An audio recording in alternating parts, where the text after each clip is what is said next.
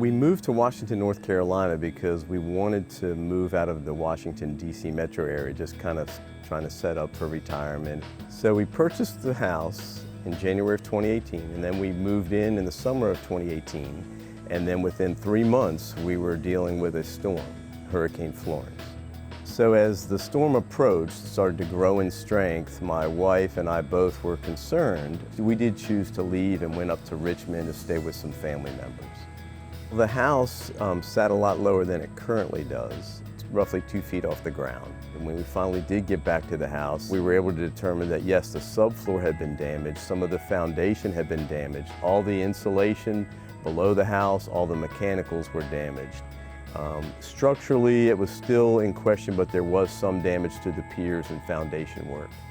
So I realized that, okay, we have experienced a flood, water damage, and the good news was I knew we had flood insurance. The claim didn't fully cover the damage.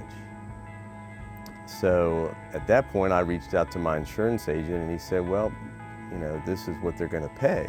So I asked him about, okay, well, what other resources are available, because I have additional damages that I feel need to be addressed. And my wife and I sat down, talked it over. We could have just took the money and just repaired the house as it sat and as it was.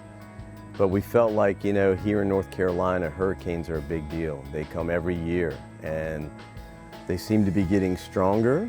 And also the season seems to be getting longer. There's more frequent storms or larger number of storms per year. So we felt like, you know, why not mitigate and protect the investment we made and do something about it? I reached out to my friend John, who works for FEMA as a building science engineer, who is an expert in both mitigation, building codes, and protection of property. John was kind enough to help me create a path and a timeline so I knew what I needed to do. FEMA has some resources that if you qualify, you can get some additional help other than just what's paid out from the initial claim. And so we had to make sure we met those criteria, which it did turn out as far as damage had to be 50% or greater of the market value at the time prior to the storm.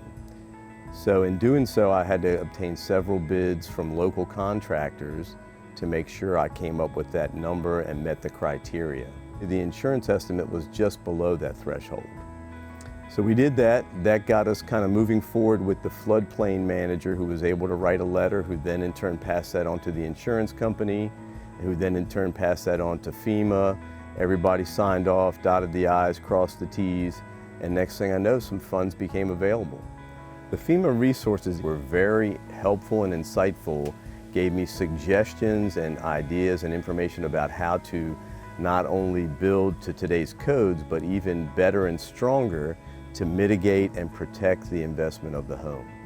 So what we did is we chose to raise the house. We wanted to elevate it enough to avoid having flood issues in the future. We did that, got it up high enough that even the mechanicals are safe under the house. Since we've raised it and got the foundation shored up, it's actually been great. It's done a great job. I haven't had any issues, any problems. We've had some heavy torrential rains, a little bit of flooding. I'm much more confident that it'll be fine because of the steps of mitigation and protection we have taken.